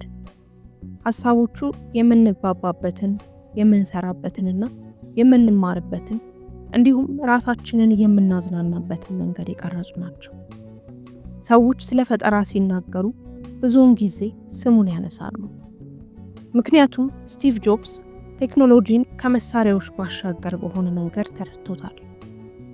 ለዛሬም ይህንኑ ተጽዕኖ ፈጣሪ ሰው በተመለከተ ቪዲዮ ይዘንላችሁ መጥተናል። ላይክ፣ ሼር እና ሰብስክራይብ በማድረግ የቻናላችን ቤተሰብ ይሁኑ። ስቲቭ ጆብስ ጠያቂ፣ ማሰስ፣ ነገሮችን መበታተንና ሌሎች ያላሰቡትን እድል መመልከት የሚወድ ልጅ ነበር። የተወለደው ፌብሩዋሪ 24 ቀን 1955 ዓ.ም በሳን ፍራንሲስኮ ካሊፎርኒያ ውስጥ ነው። ፖል እና ክላራ ጆብስ በተባሉ ሁለት ሰዎች በማደጎ ያደገ ሲሆን ከትንሽ ዕድሜው ጀምሮ ስቲቭ በኤሌክትሮኒክስ ይማረክ ነበር። ነገሮችን እንዴት እንደሚገነባና እንደሚጠግን ከአባቱ ጋር እየተማረ በጋራዥ ውስጥ ብዙ ሰዓታትን ያሳልፍ ነበር። ያ ጋራዥ በኋላ ላይ የአፕል መወለጃ ቦታ ሆነ። ይህም ትልልቅ ሀሳቦች በጣም ትንሽ ከሆኑ ቦታዎች ሊነሱ እንደሚችሉ ያሳየ ነበር። በሁለተኛ ደረጃ ትምህርት ቤት ውስጥ ስቲቭ ከሱ ሌላ ብሩህ ተማሪ ከሆነው ከስቲቭ ዎዝኒያክ ጋር ተገናኘ። ዎዝኒያክ አይናፋርና የኤሌክትሮኒክስ ሰርኪዩት መገንባት የሚወድ ሰው ሲሆን ጆብስ ደግሞ አሳማኝና እምቅ አቅምን የማየት ተሰጥኦ የነበረው ሰው ነው። በዚህም ሁለቱ ሰዎች መቀራረብ ቻሉ። ኮምፒውተሮች ወደፊት ምን መስራት እንደሚችሉ እየተነበዩ ብዙ ሰዓታትን ያሳልፉ ነበር። በዚያን ጊዜ ኮምፒውተሮች ግዙፍ፣ ውድና በትላልቅ ተቋማት ብቻ ጥቅም ላይ የሚውሉ ነበሩ። ነገር ግን ስቲቭ ጆብስ ማንም ሰው ሊይዛቸው የሚችሉ የግል መሳሪያዎች ሊሆኑ ይችላሉ ብሎ ያምን ነበር። ከሁለተኛ ደረጃ ትምህርት ቤት በኋላ ስቲቭ ጆብስ ወደ ሪድ ኮሌጅ ቢመዘገብም ከ6 ወር በኋላ ትምህርቱን ማቋረጥ ፈለገ። የተለመደውን የትምህርት ስርዓት አልወደደውም። ነገር ግን ክፍለ ጊዜዎችን መከታተል ቀጠለ። ከወሰዳቸው በጣም አስፈላጊ ክፍለ ጊዜዎች አንዱ ካሊግራፊ ሲሆን ይህም በኋላ ላይ በአፕል ኮምፒውተሮች ውስጥ ባለው ቆንጆ የፊደል አጻጻፍ ላይ ተጽዕኖ አሳድሯል። ጆብስ ያ ክፍል ባይኖር ኖሮ ማኪንቶሽ እንደዚህ አይነት የሚያማምሩ ፊደላት ባልኖሩት ነበር ይል ነበር። ይህ ደግሞ ያልተጠበቁ ልምዶች ወደፊት ላይ ባልተጠበቀ መንገድ ተጽዕኖ ሊያሳድሩ እንደሚችሉ ያሳያል። ኮሌጅን ከለቀቀ በኋላ ስቲቭ ጆብስ መንፈሳዊ ትርጉምን ፍለጋ ወደ ህንድ ተጓዘ። ጉዞው ቀላልነትን እንዲያደንቅና በትኩረት እንዲሰራ አነሳሳው። የዚያ ቀላልነት ሀሳብ በኋላ በአፕል የፈጠራቸው ነገሮች ሁሉ ዋና መርህ ሆነ። በመጨረሻም ስቲቭ ጆብስ ወደ ካሊፎርኒያ ተመለሰ። ከስቲቭ ዎዝኒያክ ጋር ጊዜ ማሳለፍን ቀጠለ። ዎዝኒያክ ለመዝናናት ያክል ትንሽ ኮምፒውተር ሰርቶ ነበር። ጆብስም ወዲያውኑ አቅሙን አየ። እንዲሸጡት ዎዝኒያክን አሳመነው። በ1976 ዓ.ም በጆብስ ወላጆች ጋራዥ ውስጥ አፕል ኮምፒውተርን መሰረቱ። የመጀመሪያዎቹን የአፕል ኮምፒውተሮች በእጅ እየሰሩ ቀንና ሌሊት አሳልፈዋል። ቀላል ጊዜ አልነበረም። ገንዘብ፣ ቢሮና ትንሽ እንኳን ድጋፍ አልነበራቸውም። ነገር ግን ጽናትና ዓለምን የሚቀይር ሀሳብ ነበራቸው። አፕል በፍጥነት አደገ። የመጀመሪያው ኮምፒውተራቸውም ከመጀመሪያዎቹ ስኬታማ የግል ኮምፒውተሮች አንዱ ሆኖ ኩባንያው በቴክኖሎጂ ዓለም ውስጥ ዋና ተዋናይ እንዲሆን አደረገው። ሆኖም ጆብስ ከዚያ በላይ ፈልጎ ነበር። ተግባራዊ ብቻ ሳይሆን ቆንጆና ለመጠቀም ቀላል የሆነ ኮምፒውተር መፍጠር ፈልጎ ነበር። ይህ ራዕይ በ1984 ዓ.ም ማኪንቶሽ እንዲፈጠር ምክንያት ሆኗል። ማኪንቶሽ ግራፊካል ኢንተርፌስ፣ አይከንስ እንዲሁም ማውዝን አስተዋውቋል። ሰዎች ከዚህ በፊት ካዩት ከማንኛውም ነገር የተለየ ነበር። የወደፊቱን እየተመለከቱ እንደሆነ ተሰማቸው። ነገር ግን ስቲቭ ጆብስ ስኬቱ በአፕል ውስጥ ለረጅም ጊዜ አልቆየም። ጠንካራ ስብዕናውና ፍጹምነትን ፈላጊነቱ ከመመሪያ ቦርዱ ጋር ግጭቶች እንዲፈጠሩ አደረገ። በ1985 ዓ.ም በ30 ዓመቱ ስቲቭ ጆብስ ኩባንያውን እንዲለቅ ተደረገ። ይህ ከባድ ጊዜ ነበር፣ ግን ደግሞ አዳዲስ ሀሳቦችን እንዲያስስ ያስቻለው የህይወቱ ቁልፍ አጋጣሚ እንደሆነ ያነሳል። አፕልን ከለቀቀ በኋላ ስቲቭ ጆብስ ለትምህርትና ለንግድ ስራ በሚውሉ ማሽኖች ላይ ያተኮረ የኮምፒውተር ኩባንያ የሆነውን ኔክስትን መሰረተ። ምንም እንኳን ኔክስት ትልቅ የንግድ ስኬት ባይሆንም ቴክኖሎጂው በኋላ ላይ ለዘመናዊው የአፕል ሶፍትዌር መሰረት ሆነ። ጆብስ በወቅቱ ችግር ውስጥ የነበረውን ፒክሳር የተባለ ትንሽ የአኒሜሽን ስቱዲዮንም ገዝቷል። በእሱ አመራር ስር ፒክሳር ቶይ ስቶሪን የመሳሰሉ ተወዳጅ ፊልሞችን በመስራት በዓለም ላይ ካሉ ታላላቅ የአኒሜሽን ስቱዲዮዎች አንዱ መሆን ችሏል። የፒክሳር ስኬት ጆብስን ቢሊዮነር ያደረገው ሲሆን ተሰጥኦ በኮምፒውተሮች ብቻ አለመገደቡን አሳይቷል። በ1997 ዓ.ም አፕል በከፍተኛ ችግር ውስጥ ነበር። ኩባንያው ገንዘብ እየከሰረና አቅጣጫውን እየሳተ ነበር። ባልተጠበቀ ሁኔታ አፕል ኔክስትን በመግዛቱ ስቲቭ ጆብስ ወደ ጀመረው ኩባንያ ተመለሰ። መመለሱ አዲስ ዘመንን አምጥቷል። ጆብስ የአፕልን የምርት መስመር ቀላል አደረገ። የማያስፈልጉ ፕሮጀክቶችን አቋረጠ። ከዚያም በፈጠራ ላይ ትኩረት አደረገ። ከዚያ በኋላ የመጣው ነገር መላውን የቴክኖሎጂ ዓለም ለወጠው። በ2001 ዓ.ም አፕል ሰዎች በኪሳቸው ውስጥ በሺዎች የሚቆጠሩ ዘፈኖችን እንዲይዙ የሚያስችል ትንሽ መሳሪያ የሆነውን አይፖድን አስተዋወቀ። ይህም የሙዚቃ ኢንዱስትሪውን ለዘላለም ቀየረው። ከዚያም በ2007 ዓ.ም ጆብስ ስልክን፣ አይፖድንና የኢንተርኔት መሳሪያን በአንድ ላይ ያጣመረውን አይፎንን አስተዋወቀ። ብዙ ሰዎች በወቅቱ ባያውቁትም አይፎን ሰዎች ከቴክኖሎጂ ጋር የሚገናኙበትን መንገድ ሙሉ በሙሉ ቀይሯል። የስማርትፎን ዘመንን አስጀመረ። እንዲሁም አፕልን በዓለም ላይ ካሉ እጅግ በጣም ዋጋ ያላቸው ኩባንያዎች አንዱ አደረገው። በ2010 ዓ.ም አፕል አይፓድን በማስጀመር ቴክኖሎጂውን በበለጠ ገፋ። ከሁሉም ስኬት ጀርባ ጆብስ ከጤና ችግሮች ጋር ታግሏል። በ2004 ዓ.ም በአንድ የተለየ የጣፊያ ካንሰር አይነት ተያዘ። ሕክምናዎች ቢደረጉለትም ጤንነቱ እየተባባሰ ቀጠለ። ሆኖም ግን አዲስ ምርቶችን በማስጀመርና የአፕልን ራዕይ በመምራት ትልቅ ስራን ሰርቷል። በኦክቶበር 5 ቀን 2011 ዓ.ም ስቲቭ ጆብስ በ56 ዓመቱ ሕይወቱ አለፈ። ስቲቭ ጆብስን ልዩ ያደረገው ብልህነቱ ብቻ ሳይሆን በተለየ መንገድ የማሰብ ችሎታው ነበር። ገደቦችን እየተገዳደረና ሰዎች የማይቻሉ የሚመስሉ ነገሮችን እንዲያስቡ እየገፋፋ ተጽዕኖ መፍጠር ችሏል። ፈጠራ የሚመጣው ከፍላጎት ከጉጉትና ከድፍረት እንደሆነ አስተምሯል። ስኬት ቀጥተኛ መስመር እንዳልሆነ አሳይቷል። ልትወድቅ ትችላለህ፣ ሁሉንም ነገር ልታጣ ትችላለህ፣ ነገር ግን ከበፊቱ በይበልጥ ጠንክረህ እንደገና ልትነሳ ትችላለህ በማለት አስተምሯል።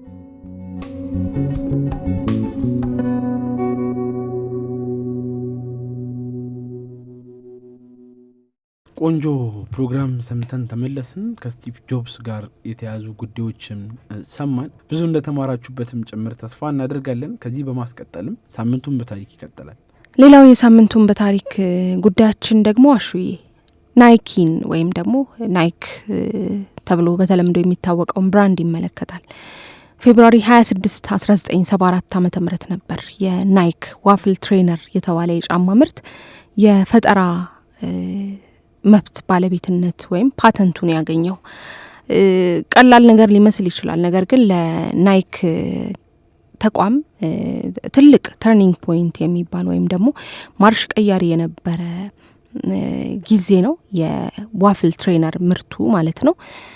ናይኪ በመላው ዓለም በስኒከር ጫማዎች ስሙ ከመናኘቱ በፊት ከረጅም ጊዜ በፊት በኦሬገን ዩኒቨርሲቲ ውስጥ ነበረ ዝቅ ያለ ጅማሮ የነበረው ማለት ነው። አዲስ ኩባንያ ነበር። በ1960ዎቹ መገባደጃና በ1970ዎቹ መጀመሪያ አካባቢ ታዲያ የስፖርት ጫማዎች ገበያ በከባድ የሸራና የቆዳ ጫማዎች የተያዘ የተቆጣጠሩት ወቅት ነበረ። እነዚህ ጫማዎች ደግሞ ለአትሌቶች ብቃት የሚሰጡት ጥቅም፣ ለአትሌቶች ምቾት የሚሰጡት አስተዋጽኦ የሚያደርጉት አስተዋጽኦ በጣም አነስተኛ ነበረ። ታዲያ የኦሬገን የሩጫ ቡድን አሰልጣኝ የነበረው ቢል ቦወርማን የተሻለ ነገር መፍጠር እንደሚቻል ያስብ ነበረ። ይህንን የተሻለ ነገር መፍጠር ደግሞ ተልዕኮ አድርጎ የያዘው ማለት ነው። ቦወርማን የማይታከት የፈጠራ ሰው ነበር።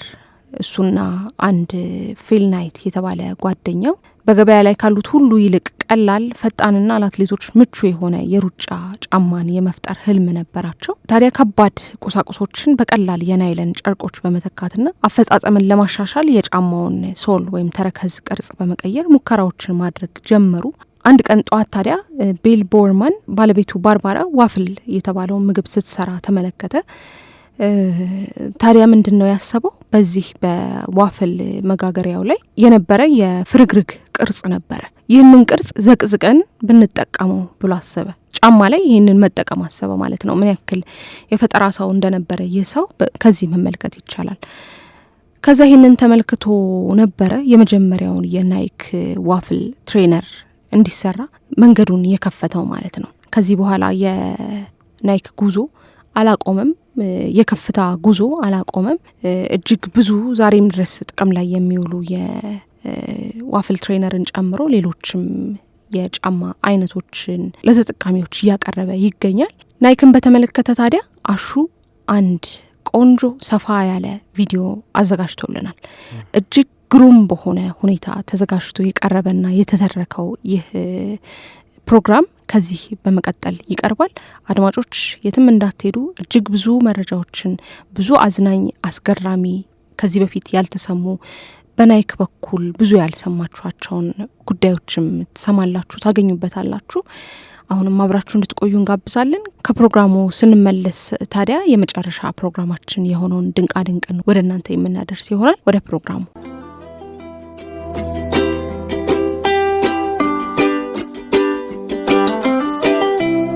በዚህ ጊዜ ከሚታወቁ የጫማ ብራንዶች ውስጥ ናይክን የማያውቅ የለም ብንል ማጋነን አይሆንም። እናም በዓለም ላይ ካሉ የጫማ ብራንዶች መካከልም በግንባር ቀደምነት ይጠቀሳል። ከተማ ውስጥ ዞር እያለን ናይክ የተጫሙ ሰዎችን እንቁጠር ብንል እንኳን ያቺ ከሰው ዓይን የማታመልጥ የራይት ምልክት መቁጠር እስከሚታክተን ድረስ እዚህም እዚያም እንመለከታታለን። ሀገራችን ላይ እንዲህ ከሆነ ተደራሽነቱ በይበልጥ በሚኖርባቸው ሌሎች የዓለማችን ክፍሎች የሚኖረው እውቅናና የተጠቃሚ ቁጥር ምን ያህል ሊሆን እንደሚችል መገመትም አያዳግትም። ባጭሩ ናይክ ስኬታማም ሆኗል ብቻ ማለት ብቻውን የዚህም ብራንድ ስኬት ለመግለጽ እጅጉንም ያንስበታል። በአንድ ወቅት በአነጋጊ ንግግሮቹ የሚታወቀው የአሜሪካው ሳይመን ሲኔክ ናይክ ጫማን የሚያመርተው ለአሸናፊዎች ነው በማለት የስፖርት ጫማ ብራንድ ሆኑ በስፖርቱ ዓለም ተፈላጊና ምቹ የሆኑ ጫማዎችን ማምረትን ዓላማ አድርጎ የተነሳው ተቋምን ያሞካሸም ሲሆን ከመስራቾቹ አንዱ የሆነው ፊል ናይት ደግሞ ገና ከመጀመሪያም ስንነሳ ዓላማችን ዓለም ላይ ተወዳዳሪ የሌለውን የስፖርት ጫማ ብራንድ መመስረት ነበር በማለት ዛሬ ላይ ያለበት ቦታ ለመድረስ መነሻ የሆነውን እንደዚሁም ያለ ጥርጥር ያሳካውን ያኔውን ህልሙን ያጋራል። የዓለማችን ዕውቅ ስፖርተኞች የሆኑት ክርስቲያኖ ሮናልዶ፣ ማይክል ጆርዳንና ሌብሮን ጄምስን ጨምሮ ብዙ ታዋቂ ሰዎች የናይክ ብራንድ አምባሳደር ሲሆኑ እነዚህ አትሌቶች ከናይክ ጋር የላይፍ ታይም ኢንዶርስመንት ዲል ማለትም እስከ ሕይወታቸው ፍጻሜ የናይክ ብራንድ አምባሳደር ለመሆንም ተስማምቷል። ለዚህም ናይክ ለእያንዳንዳቸው በብራንድ አምባሳደርነት ታሪክ ተከፍሎ የማያልቅ ገንዘብ የከፈላቸውም ሲሆን ማይክል ጆርዳን ለዚህ ሥራ ናይክ የከፈለው ገንዘብ ብቻ ከሚሊዮነርነት አስወጥቶ የቢሊዮነርነት ማዕረግን ማጎናጽፎታል። በ2004 በወጣ ሪፖርት መሠረትም በዓመት 51.36 ቢሊዮን ዶላር ገቢን የሚያስገባው ይህ ተቋም መነሻው $1200 ብቻ ነበር ብንላችሁስ? በዚህ ቪዲዮ ናይክን ከጅማሮ አሁን እስካለበት የጉዞ ሂደት የምናስቃኟችሁም ይሆናል። አብራችሁንም ቆዩ። ለቻናላችን አዲስ ወይንም እንግዳ ከሆናችሁ ሰብስክራይብ በማድረግ ቤተሰባችን ሁኑ እያልን ወደ ናይክ እንሄዳለን። ናይክ እንደ ፈረንጆቹ አቆጣጠር በ1964 ዓ.ም በዩኒቨርሲቲ ኦፍ ኦሬገን የሩጫ ተወዳዳሪ አትሌት በነበረው ፊል ናይትና አሰልጣኙ በነበረው ቢል ቦርማን የተመሰረተ ዋና መቀመጫውን በአሜሪካ ኦሪገን ስቴት ያደረገ ግዙፍም ተቋም ነው። በመጀመሪያው ሲመሰረት ብሉ ሪበን ስፖርት ይባል የነበረው ናይክ አሁን በዓለም ዙሪያ የሚታወቅ ስሙ ናይክ የተዘዋወረው እንደ አውሮፓውያን አቆጣጠር በሜይ 30 1971 ዓ.ም ሲሆን ስሙም የተወሰደው በጥንታውያን ግሪኮች የድል ምልክት ተብላ ትወሰድ ከነበረችው ናይክ ከተባለች የግሪክ አማልክት ነው። በመጀመሪያ የጫማ አምራች ሳይሆን አንድ የኦኒቱስካ ታይገር የተባለ የጃፓን የጫማ ብራንድ አከፋፋይ ሆኖ የተነሳም ሲሆን ለመጀመሪያ ጊዜ የተመረተው የናይክ የጫማ ምርት የተሰራበት መንገድ ብዙዎችን የሚያስገርምና አሁን ላይ ያለው ግዙፍ ተቋም ከምን ተነስቶ እዚህ እንደደረሰ ቁልጭ አድርጎ የሚያሳይ ነው። እንደ አውሮፓውያን አቆጣጠር በ1970ዎቹ መጀመሪያ ላይ በኦሪገን ዩኒቨርሲቲ የትራክ አሰልጣኝ የነበረው ቢል ቦርማን ችግር ብሎ ያሰበውን እንቅልፍ አሳጥቶ እረፍት የነሳውን ነገር ለመፍታት ተልኮ ላይ ነበር። ይህም ትክክለኛውን የሩጫ ጫማ መስራትም ነበር። ቀለል ያሉ ጫማዎች ማለት ፈጣን ሯጮች ማለት እንደሆነ ያምን የነበረው ቢል ቦርማን በጊዜው ለሯጮች አመቺ የሚባል ጫማ አለመኖሩና ይህም ተወዳዳሪዎች አቅምን ወደ ኋላ የሚጎትት ማነቆ እንደሆነም ተገንዝቧል። ነገር ግን ማንም ሰው ይህንን ችግር ለመፍታት ያሰበም አልነበረም። አንድ ቀን በጠዋት ቢል ቦርማን ቁርስ ለመብላት ተቀምጦ ባለበት መፍታት ካሰበው ችግር ጋር በፍጹም ይገናኛል ተብሎ የማይታሰብ አንድ ነገር ቀልቡን ሳበው። በቤቱ የሚገኝ ሚስቱ ዋልፍ የተባለ የምግብ መስሪያ ቁስ ነበር። በተለየ ትኩረቱን የሳበው ነገር ደግሞ በዋልፍ መስሪያ ማሽን ላይ የሚገኙ ጉጠት መሰል ነገሮችም ናቸው። ታዲያ ከአንድ ምግብ መስሪያ ማሽን እንዴት ለጫማ የሚሆን የንድፍ ሐሳብ ይገኛል ልትሉ ትችላላችሁ። ቢል ቦርማን ግን አሰልጣኝ ብቻም አልነበረም። ልዩ ፈጠራ ችሎታ ያለውና ተሰጥኦ ያለው ነገሮችን ሌሎች ከሚያዩበት በተለየ መንገድ በማየት የመፍትሄ ሐሳቦችን ማመንጨት የሚችል ሰው እንጂ። ቢል ቦርማን በጫማ የሚረገጠው ክፍል ወይንም ሶል ከዚህ የዋልፍ ማሽን ጉጠቶች ጋር ተመሳሳይነት ቢኖረው ብሎም አስቧል። የመሬትን የተሻለ ቆንጥጦ መያዝ የሚያስችል በመሆኑ አትሌቶች ሩጫ ላይ የተሻለ ቁጥጥር እንዲኖራቸውና በዚህም ሙሉ አቅማቸውን ተጠቅመው በተሻለ ፍጥነት መሮጥ እንደሚችሉ እንደሚያደርግ የተረዳው ቢል ቦርማን ይህንን ጽንሰ ሐሳብ ለመፈተሽ በዋልፍ መስሪያ ማሽን ውስጥ የጫማ ሶል መስሪያ ላስቲክን አፈሰሰ። ማሽኑም ምግብ መስራት እስከ ወዲያኛው እንዳይችል ሲያበላሸው የአትሌቶችን የትራክ ላይ ስኬት ግን እስከ ወዲያኛው ማሻሻል የሚችል የጫማ ዲዛይን መስራትንም ቻለ። የዚህ ስኬት ብዙም ሳይቆ ነበር ይህ በቤት ውስጥ የተደረገው ሙከራ የአሁኑን $1 ቢሊዮን ተቋም መወለድን ያበሰረን። ይህ የአንድ ሰው የማወቅ ጉጉት፣ የፈጠራ ችሎታና ስፖርቱን ለማሻሻል የነበረው ጥልቅ ተነሳሽነት ስፖርቱን ዓለም እንዴት እንደለወጠው የሚያሳይም ታሪክ ነው። ቢል ቦርማን የሚያሰለጥናቸው አትሌቶች በሩጫ ጊዜ የሚጫሙትን ጫማ ለማሻሻል እንደዚሁም አትሌቶቹ ምርጥ የሚባለውን ጫማ እንዲያገኙ ለማድረግ ያለማቋረጥ በትጋት ይሰራ የነበረ ሰው ሲሆን ተቋሙ እንደሚለው ከሆነ የመጀመሪያውን ቢል ቦርማን በራሱ የሰራውን ጫማ ያስሞከረው የናይክ ሌላኛው መስራችና አትሌት ለነበረው የዩኒቨርሲቲ ኦፍ ኦሬገን ተማሪ ፊል ናይትም ነበር። ከዛም እነዚህን ጫማዎች በወቅቱ ኮከብ አትሌት ለነበረው ኦስቲ ዴቪስ ሰጥቶት አትሌቱ በ1960 ኦሎምፒክስ የ400 ሜትር ውድድርን አሸንፎባቸዋል። ፊል ናይት ከዩኒቨርሲቲ ኦፍ ኦሬገን ከተመረቀ በኋላ ወደ ስታንፎርድ ዩኒቨርሲቲ አቅንቶ የማስተርስ ዲግሪውን የተማረም ሲሆን የመመረቂያ ጽሑፉን የጻፈው የጫማ ምርቶች ላይ በማተኮር ነበር። በዚህ ጽሑፍ የሩጫ ጫማዎች በአውሮፓ በተለይ በጀርመን ከሚመረቱ ይልቅ በጃፓን ቢመረቱ በዚያ ያለ ርካሽ የሰው ኃይል በመጠቀም የበለጠ ውጤታማና ትርፋማ መሆን ይቻላል ሲል ገልጾ ነበር።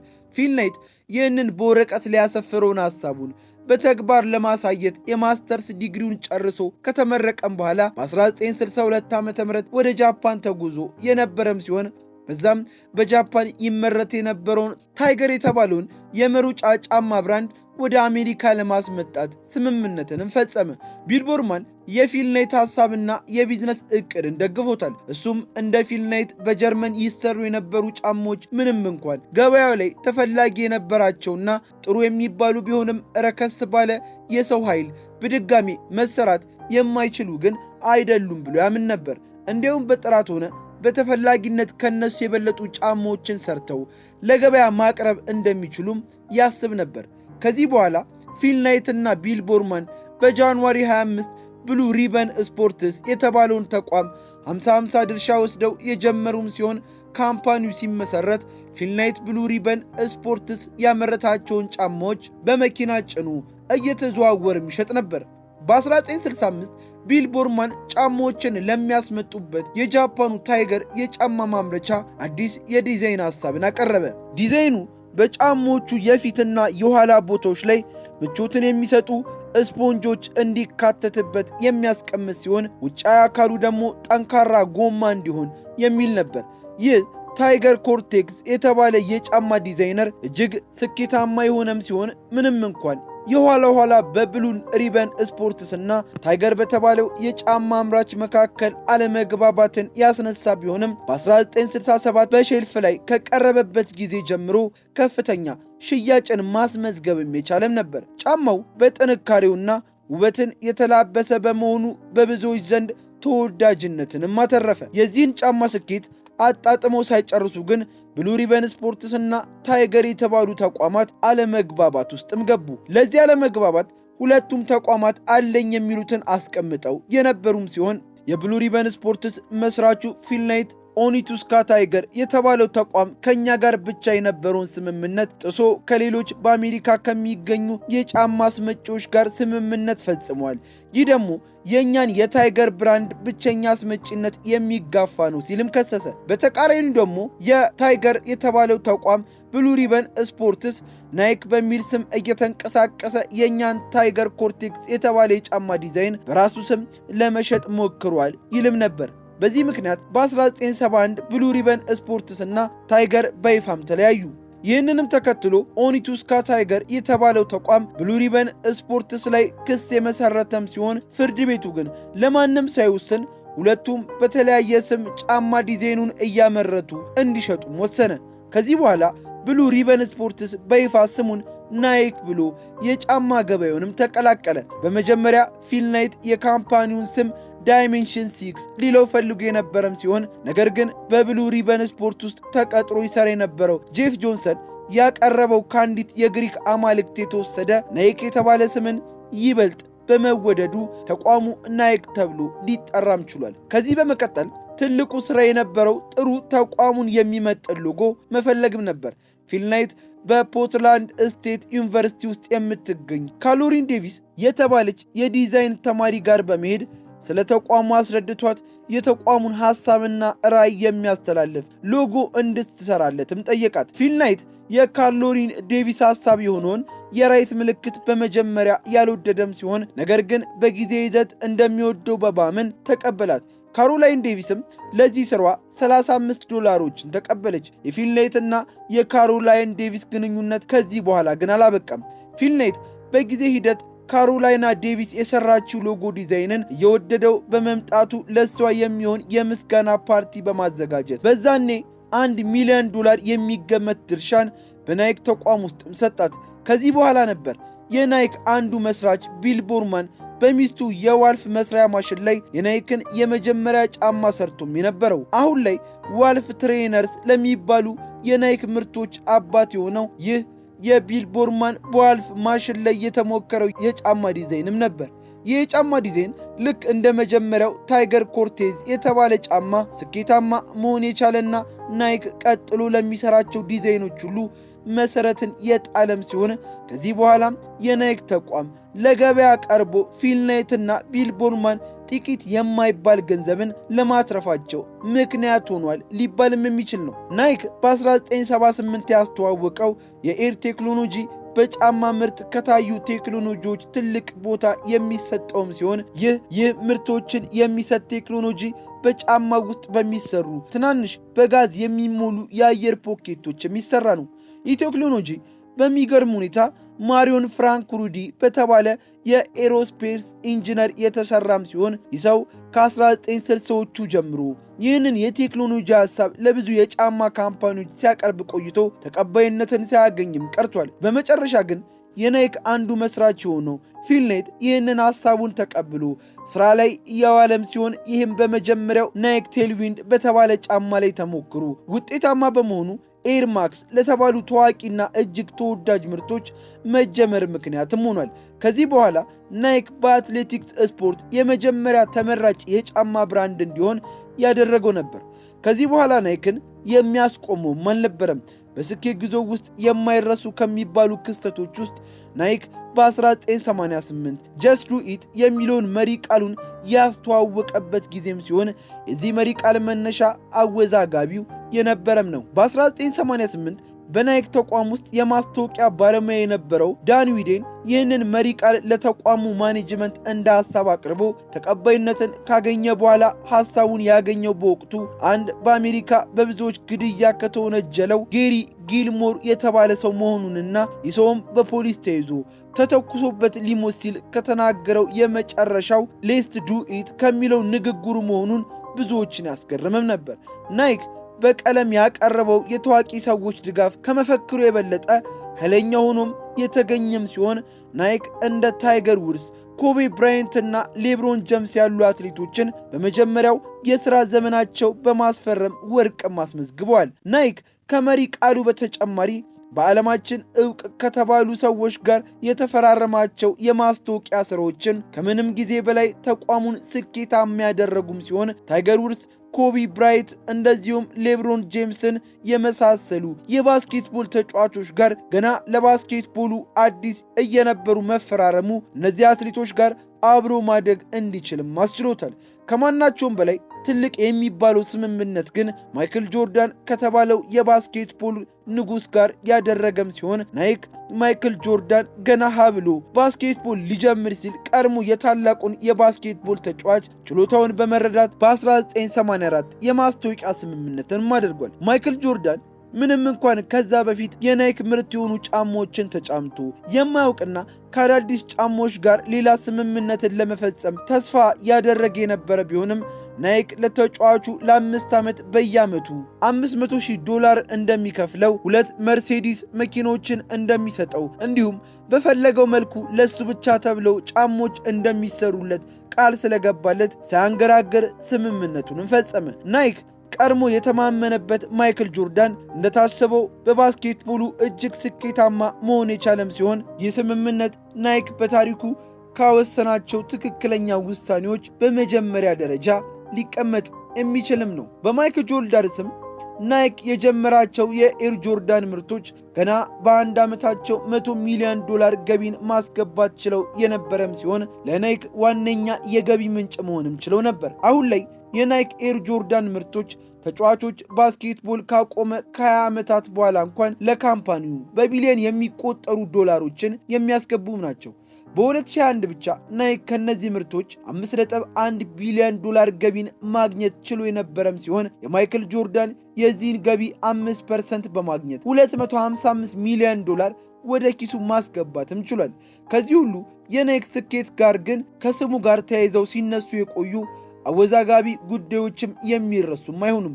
እንደ ማንኛውም ግዙፍ ዓለም አቀፍ ተቋም ናይክ ስሙን የሚያጠለሹም ሆኑ ጥያቄ የሚያስነሱ ጉዳዮች ሲነሱበት የሚሰሙም ሲሆን በተለይም በውጭ ሀገራት ያሉ ማምረቻዎቹ የሰዎችን ጉልበት በእጅጉ የሚበዘብዙ ነገር ግን ለስራው የማይመጠን ትንሽ ገንዘብ የሚከፍሉ ናቸው ተብሎ ወቀሳም ይቀርብበታል። እነዚህ የናይክ ማምረቻ የሥራ ቦታዎች ስዌትሾፕ ተብለው ከሚጠሩ በርካታ ሰዎችን በአንድ ቦታ አጉረው ጉልበት ከሚበዘብዙ ቦታዎች ተርታ የሚያስቀምጧቸውም ሲሆን በተደጋጋሚ በተለያዩ ቦታዎች ይህንን የናይክ ተግባር የሚቃወሙ ሰላማዊ ሰልፎችም ታይተዋል። ይህንን ስናነሳ ናይክ ገና ከጀምሮ የተነሳበት ሐሳብ ጋር ይወስደናል። ፊልናይት ናይክም ሆነ ብሉ ሪበን ስፖርትስ ከመጀመሩ በፊት የተነሳበት ሐሳብ በአውሮፓ የሚመረቱ ጫማዎችን ጥራታቸው ሳይጓደል በጃፓን በርካሽ የሰው ኃይል ማምረት የሚልም ነበር። አሁን ታዲያ ናይክ ተጠያቂ የሆነበት ነገር ፊልናይት ይህንን አቋሙን ለዓመታት ሳይቀይር አሁንም በሰለጠነው ዓለም ርካሽ የሰው ኃይልን በመበዝበዝ እንደ ስትራቴጂ ይጠቀማል ብለን እንድናስብ ያደርገናል። የናይክ ጫማ ማምረቻ ፋብሪካዎቹ በመጀመሪያው ጃፓን ውስጥ የነበሩ ሲሆን ከዛ በመቀጠል ግን በጃፓንም የሚረክሱ ቦታዎችን ፍለጋ ሳውዝ ኮሪያ፣ ታይዋንና ቻይና የመሳሰሉ ሀገራት ላይ መቀመጫውንም አድርጓል። የእነዚህ ሀገራት ፈጣን የኢኮኖሚ እድገትም አሁን ናይክ ፋብሪካዎቹን መቀመጫ እንዲቀይር ያስገደደው ሲሆን እንደ ኢንዶኔዥያ፣ ቪየትናም የመሳሰሉ ረከስ ያሉ ሀገራት ፊቱን እንዲያዞርም አድርጎታል። የተለያዩ ሚዲያዎችና መጽሔቶች ይህንን የናይክ ተግባር በመኮንን ጽፈው ይዘው የወጡም ሲሆን ይህንን ተከትሎ በሺዎች የሚቆጠሩ ሰዎች የናይክን ድርጊት የሚቃወሙ ጽፎች ይዘው በጎዳና ላይ ተቃውሞንም አሰምተዋል። ከዚህ ጋር በተያያዘ የናይክ ምርቶችን አንጠቀምም የሚሉ እንቅስቃሴዎችን ጨምሮ የብራንድ አምባሳደር የሆነው ማይክል ጆርዳን ከተቋሙ ጋር ያለውን ስምምነት እንዲሰርዝ የሚጠይቁ ግፊቶች እየተበራከቱ በመምጣታቸው በ1998 ናይክ በፋብሪካ የሚሰሩ ሰራተኞችን የሥራ ሁኔታ ለማሻሻል እንቅስቃሴንም ጀምሯል። በጫማ ምርት ታሪክ ከተቀናቃኞቹ አዲዳስ፣ ፑማና ሪቡክ በበለጠ ስኬታማ መሆን የቻለው ናይክ ጉዞ ግን በጉዞ ከሚያጋጥሙት ችግሮች በላይ መሆን የቻለም ይመስላል። ለዚህም ማስረጃው አንድ ቦታ ሳይሆን በዓለም ዙሪያ ቢሊዮን በሚቆጠሩ ቦታዎች ላይ መገኘቱም ነው። ለቻናላችን አዲስ ከሆናችሁ ሰብስክራይብ በማድረግ ቤተሰባችን ሁኑ አልን። እንደዚህ አይነት አስገራሚ አስደናቂ መረጃዎች እንዲደርሳችሁም የደውል ምልክቷን ጫን ማለት አይርሱም እያልን እንዲያው ሐሳብ አስተያየት አለኝ የምትሉም ከሆነ በኮመንት ሴክሽኑ ላይ ሊያስቀምጡልን ይችላሉ።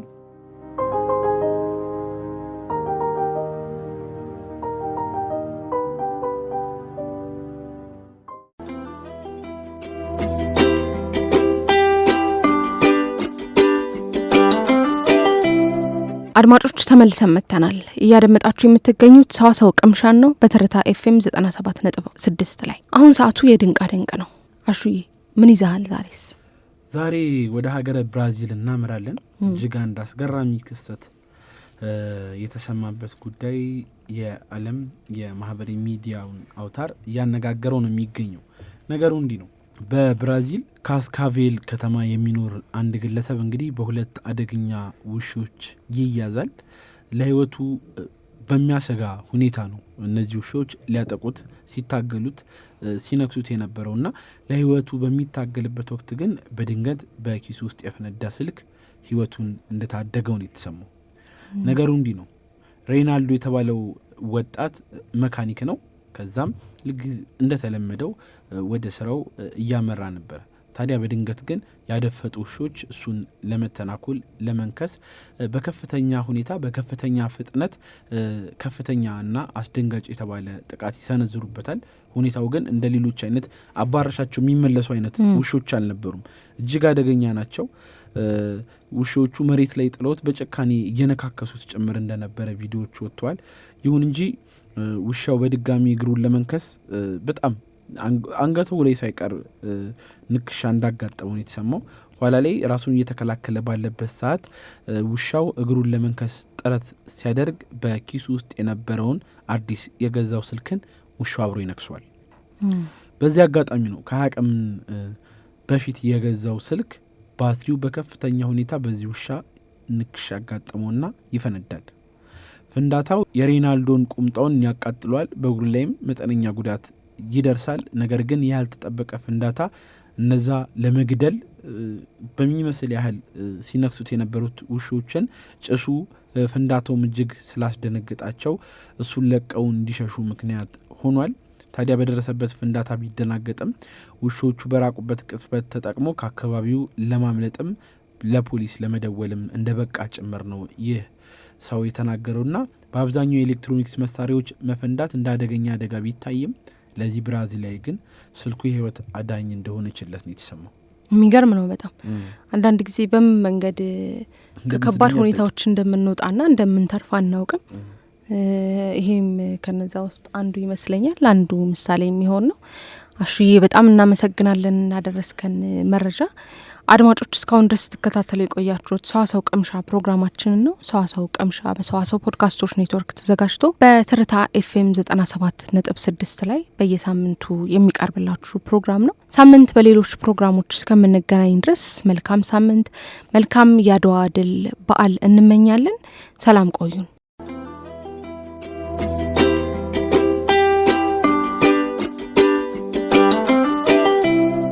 ሰዋሰው ቅምሻ ከሰዋሰው መተግበሪያና ዩቱብ ቻናል የተገኙ ቁም ነገሮች የሚቀርቡበት ሰዋሰው ቅምሻ ዘወትር እሁድ በዚህ ሰዓት